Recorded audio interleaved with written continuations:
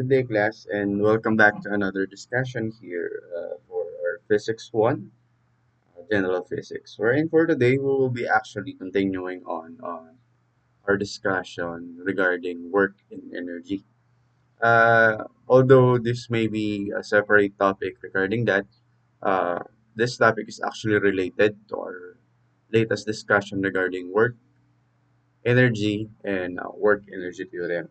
Wherein for today, we will be actually looking into power. So by power,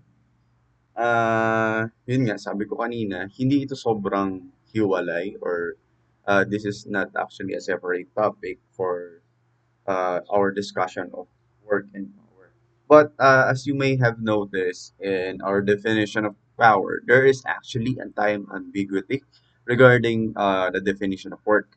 By that, by definition of the definition of work makes no reference to the passage of time. By no passage of time, wala tayong time component dun sa ating discussion regarding sa work. Ano? So, yun yung titingnan natin ngayong araw regarding our discussion of power. And by that, uh, imagine pushing a 100 Newton force to a box to 20-meter horizontal distance at constant velocity. So, kung gagamitin lang natin yung discussion natin last time, we can actually just go on about our computation there, wherein gagawin lang natin, yung work natin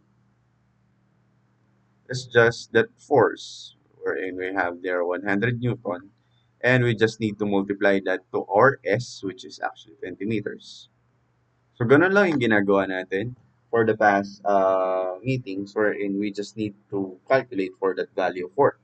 And in that, kung titingnan natin yan, we will actually have there 2,000 watt Newton meter or based on our discussion last time, we can actually express this in form of joules. So we will have here 2,000 joules.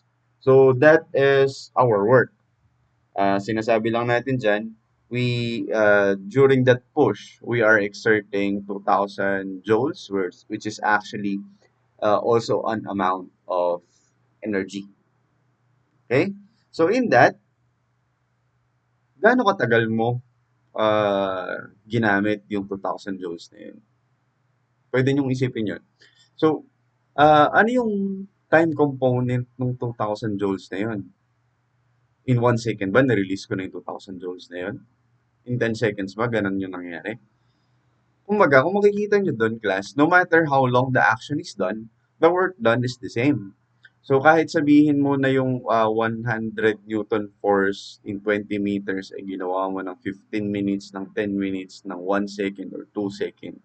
Kung ikaw ay kasing bilis ni na Flash or ni na, baka ni na Quicksilver, same amount of work yung i-apply mo doon sa box na yun when you are constant velocity. You're exerting 100 Newton of force at a 20-meter distance.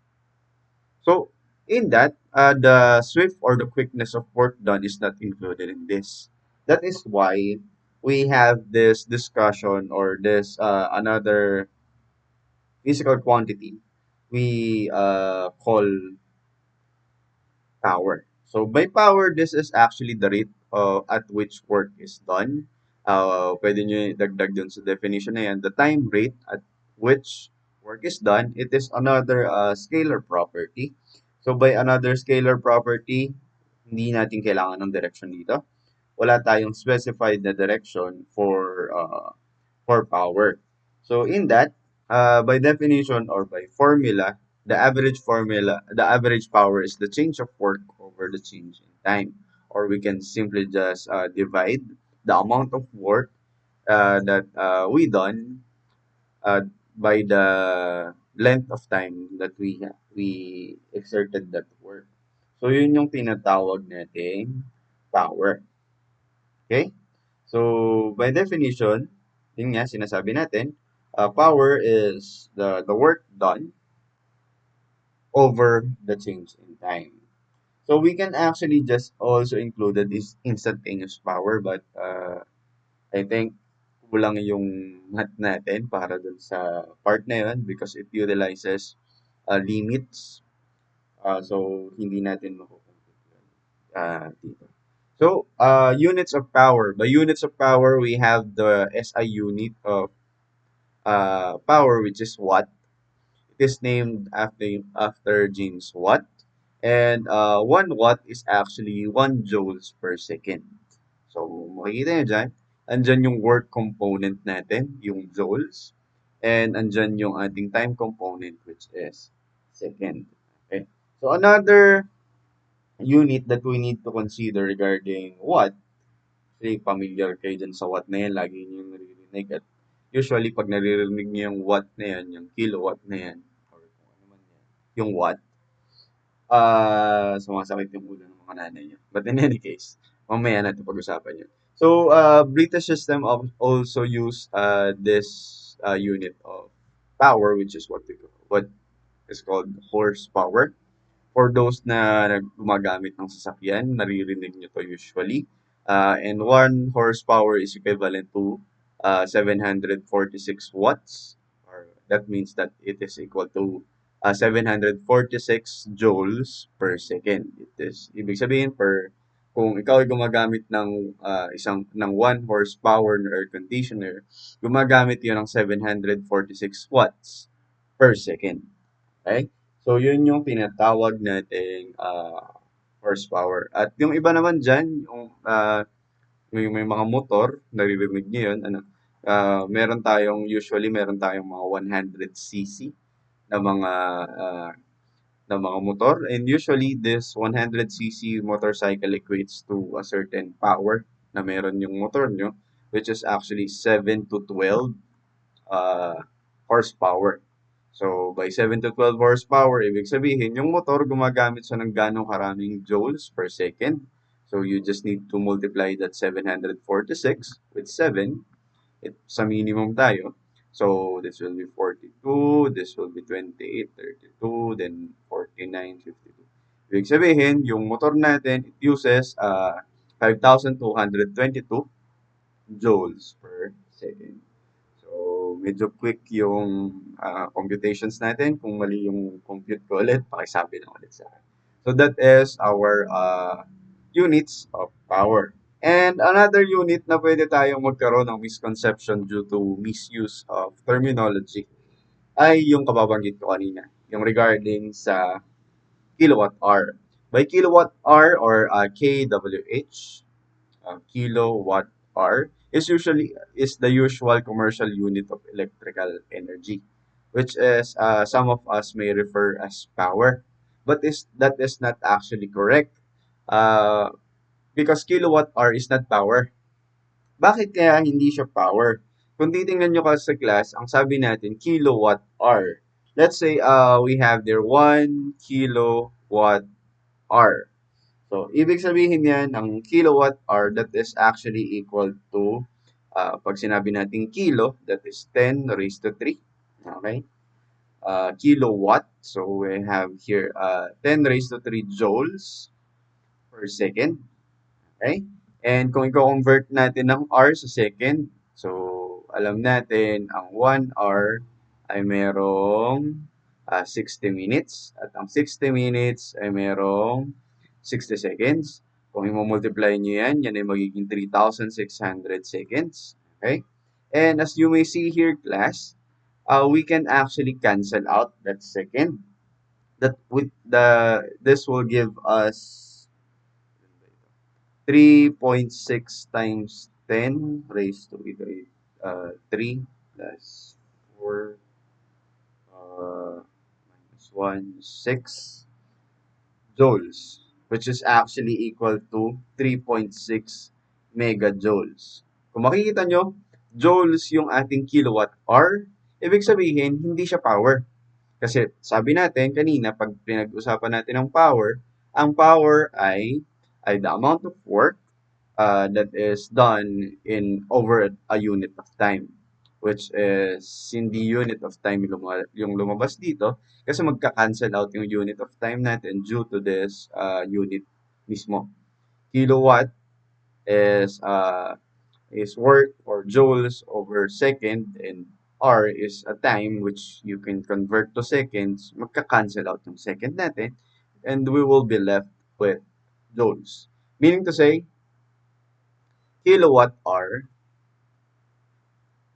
is work or energy, which is nasa definition mismo yan. Sabi niya, kilowatt hour is a commercial unit of electrical energy.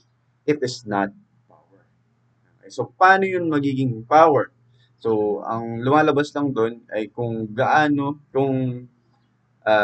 i-express nyo yung kilowatt hour na yan, sasabihin nyo na per second. Okay, mag-a-add kayo ng per second ulit. Gaano karaming kilowatt hour yung ginagamit ko per second, yun yung magiging amount na ng power. Okay? So, ulitin ko lang ulit. Kilowatt hour is not power, it is energy. So, ano yung power? Yung power natin yung kilowatt, hindi yung kilowatt hour. Okay, hopefully, malinaw yon. And in that, we actually have uh, this illustration for the view regarding our power para lang magamit natin yung formula natin earlier. As you may see here, we have same amount of work exerted for different time interval. Yung sa first example natin, nag-move siya ng 20 meters, may push ka bakit pa ganyan? May push ka, ay ang galing ko. Ba't hindi?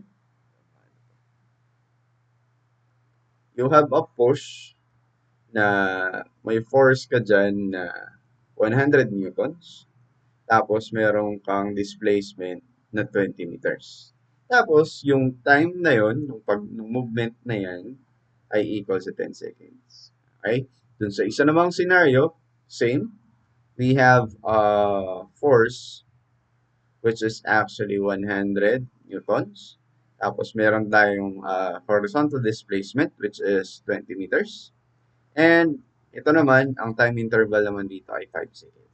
So, i-compare natin yung mga pangyayaring ito. No? So, kung magko-compute lang tayo ng work, babalik tayo ron sa computation natin kanina wherein work is just equal to our force multiplied to our horizontal displacement. Ibig sabihin, yung ating F multiplied to S, ibig sabihin, for both of this scenario, we have there a work which is actually 2,000 joules. Okay? Pero kapag pinag-usapan na natin yung ating power, for this scenario, dun sa unang scenario natin, if we are to compute for the average power, that will be 2,000 joules, that is for our work, divided by 10 seconds. So we will have here a work which is equal to 200 watts or 200 joules per second. Pero para naman sa scenario na to, having the same work which is 2,000 joules, and we have a time interval which is 5 seconds, so we will have here 400 watts, but 4,000, uh 400 watts or 400 joules per second. So as you may see here, class, if we have different time intervals exerting similar force over similar horizontal distance, magkakaroon tayo ng changes dun sa ating power. Okay? So, based dun sa sa ginawa natin to, similar yung amount ng work na i-exert natin, although we will have different values of power. So, kapag mas matagal natin siyang tinulak, mag-exert tayo ng mas maliit na, na power per second, okay? Or power mismo, per second na kasi yun. And kapag naman mas mabilis natin siyang tinulak over the same force and the same distance, mas mataas yung power na gagamitin natin. Okay? So that is our definition of power. We actually have another definition of power, wherein, as you may have remembered, by definition, work is the amount of force exerted towards displacement, which is given by this formula, wherein we have here work is equal to our directional force uh, multiplied to our horizontal distance. And also, but power is defined by the amount of work over a unit of time, wherein we express it like this. So, pwede natin actually ituloy yung formula na to wherein we can actually substitute the work here by this formula. So, our average power will actually be equal to this formula. And if we are to utilize this formula, kung makikita nyo, pwede natin actually diyang ihiwala yung force and magkakaroon tayo dyan ng ating S over time. Okay?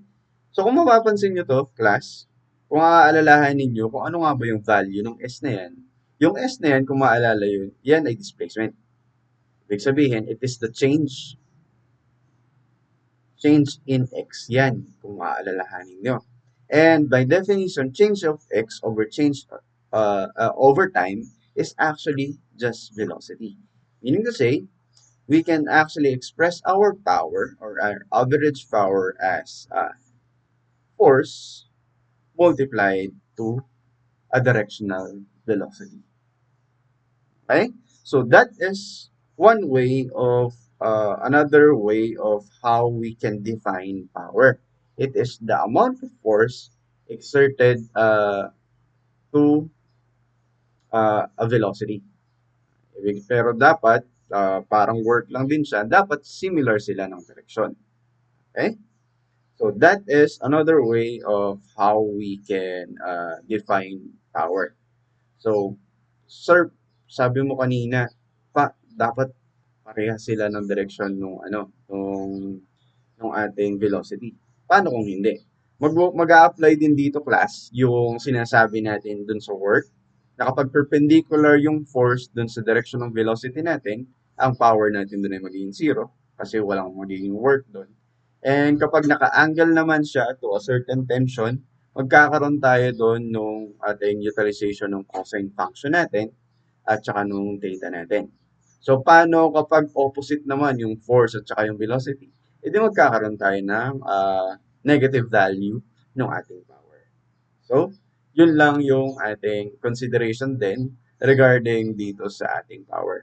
Since it is also of the same paradigm with our work, it will follow the same rule na kapag yung direction ng work natin ay yung direction ng force natin ay hindi similar dun sa direction ng ating velocity, magkakaroon tayo ng alterations regarding dun sa uh, value ng ating power. Wherein, halimbawa nga, sabi natin kanina, pag tension force, edi magkakaroon ka ng cosine function. Kapag perpendicular siya, yung power natin dyan ay magiging zero. Okay? So, in here, let's have some examples on utilizing these definitions. Wherein our first example here is our force and power. I actually got this from the book that I given you last time on our Edmodo page. Wherein Edmodo class, yung in-upload ko doon yung Young and Friedman University Physics. So, here's the example. Each of four engines on an Airbus A380 airline develops a thrust or forward force which is equal to 322,000 newtons. When the airplane is flying at 250 meters per second, that is approximately 900 kilometers per hour or pwede rin siyang roughly 560 miles per hour, what horsepower does the engine develop? So for this one, we will actually be using the latest formula na pinakita ko kanina, wherein average power is equal to our directional force multiplied to our velocity. Okay? So, since parehas naman sila ng direksyon ng ating hindi na natin masyadong poproblemahin yan. So, ang gagawin lang natin dyan, we will have there our 322,000 newtons. We just need to multiply that to the velocity, which is 250 meters per second. Okay? So, in here, we will have 8.05 times 10 raised to the 7 watts or joules per second. So, kung i-convert natin ito, we just need to multiply itong ating yan. So, yung ating 8.05 times 10 raised to 7 watts. Sabi natin, ang isang horsepower ay merong 746 watts. Okay? So, this is equal to uh, 108,000 108,000 horsepower. So, ganyang kalaki yung horsepower na ina-apply ng ating bawat jet engine. So, we have here 108,000 horsepower. Okay? That is roughly, ilang times yan? Mga nasa 1,000 times ba? Ng ordinaryong, hindi pala, 10,000 times ng ordinaryong sasakyan like motor. Okay? Pero ang pinag-uusapan natin yung mga 600cc na mga sasakyan, 1,000 times. Kasi usually yung mga ganong sasakyan, yung mga 600cc na sa 100 ba? 100 to 200 horsepower sila. Okay?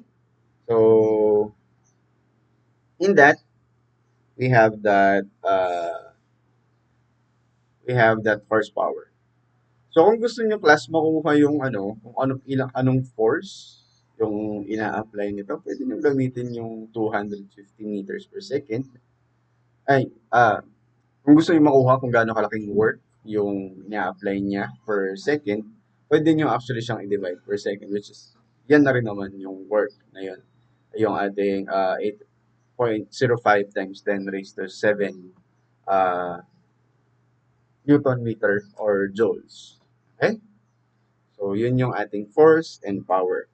So, gamitin naman natin yung unang definition na binigay ko kanina wherein yung ating power ay equal sa ating work divided by time. So, we have here the utilizing two definitions of power. So, we have here this problem. A 50 kilogram marathon runner runs up the stairs to the top of a 443-meter tall building. Baka sasabihin niya, sir, napakataas naman yun, sir. Napaka-imposible naman yun. Actually, mayroong ganong building. To lift herself up to the top in 15 minutes. What must be her average power output? So, pwede natin actually gamitin yung dalawang method dito. Wherein we can use yung una nating ginamit kanina, wherein yung gagamitin natin yung work formula. So, ang gagamitin lang natin dyan ay yung work formula which is equal to our force multiplied to the yung S natin. Okay? So, for this scenario, hindi malinaw kung alin yung force at alin yung ating displacement. Pero kung titingnan nyo, ang displacement natin ay actually height. So, we can replace that S with H. And for the force, since paangat siya, pataas siya, as you may notice, meron tayo ditong weight. Wherein yung weight natin, kung maalala nyo, ayun ay yung ating mass multiplied to the acceleration due to gravity. So, nasan yung mass natin? That will be our 50 kilograms. So, basically, we can rewrite this work as mgh, mass, times acceleration due to gravity times the height. So, in that, we will have here 50 kilograms. We need to multiply this to 9.8 meters per second square. That is the acceleration due to gravity. And we just need to multiply that to 443 meters. So, kung kayo ay magpo-compute, pakita natin. Calculator. Okay? So, we have here 50. Multiply that to 9.8 meters per second square. And multiply that to 443. So that will be 217,070. Or we can simply write that. So we will have here, this will be 217,070 joules. Or we can actually write that as 2.17 1, 2, 3, 4, 5 times 10 raised to 5 joules. Okay, kung naalala niyo pa yung scientific notations niya. So, doon na tayo sa power output. Ang average power output natin, that will be work divided by the time. So, makikita natin, meron tayong time dito, 15 minutes. We need to convert that to seconds kasi joules per second yung kailangan natin. So, basically, we will have here since para dyan, meron sa 15 minutes, meron tayong 60 seconds per 1 minute. Okay, so just cancel out the minute. 15 times 60, that will be equal to 900 seconds. Okay, so we will have here 2.17 times 10 raised to 5 joules. We just need to divide that by 900 seconds. So, balik tayo rin sa calculate natin kanina. So, let's just divide that by 900. So, we will have here 241.2.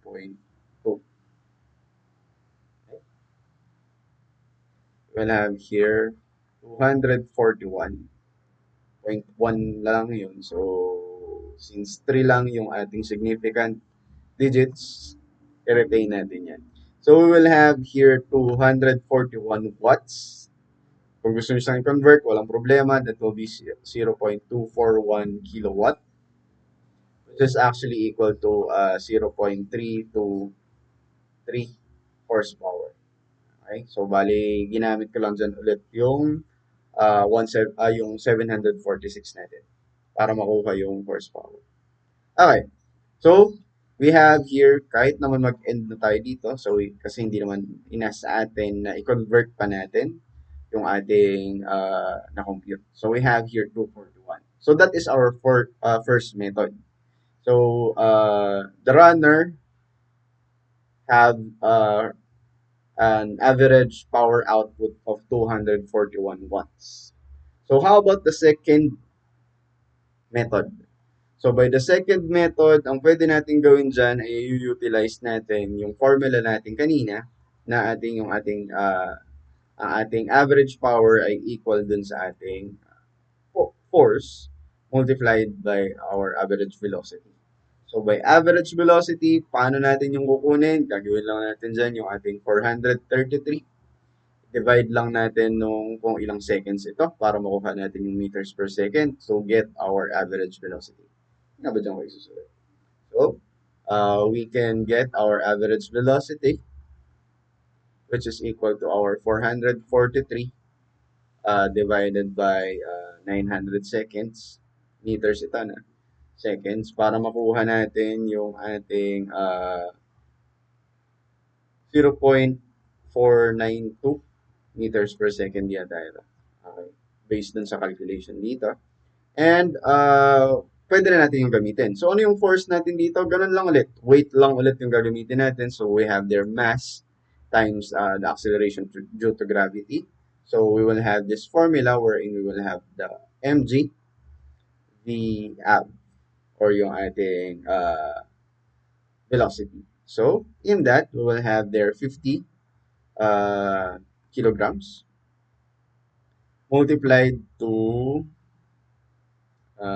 our acceleration due to gravity, which is 9.8 meters per second square.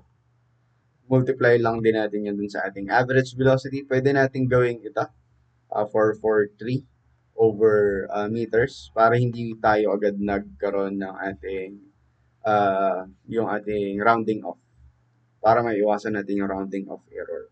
So, kung makikita nyo kasi dito class, dito sa formula na to, one step lang siya. Hindi katulad nung first method natin na ang una natin ginawa ay kinompute muna natin yung work, tapos saka natin kinompute yung ating power. So for this one, diretso na lang siya. No? So what will happen here is we will have our 50 there. 50 kilograms multiplied to 9.8 meters per second square. Let's multiply that to 443 divided by 900. Okay? And as you may see here, we will have that the same computation wherein we have there our 241 watts or 241 joules per second. So, nasa sa inyo kung aling formula yung gagamitin nyo. As long as you must remember na dapat yung force na i-consider nyo ay laging, kumbaga, at the same direction with the velocity or the movement ng inyong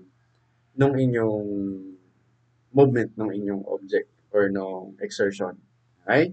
So, as you may see there, we have this method na na-compute natin yung 241 watts and this method na nakuha rin natin yung 241 watts. Okay? So, those are the computations regarding power. And in that, we have here the summary wherein power is just the time rate of doing work. Sabihin, ito yung amount of work na ginagawa mo per second. And we have here the average power or PAB is the amount of work, delta W done in time or yung ating delta T. So we have here this formula. And the SI unit of power is watt. 1 watt is equal to 1 joule per second. And power can also be defined as the amount of directional force exerted during the rate of movement, which is our velocity. So that will be all for this video and have a great day. Bye.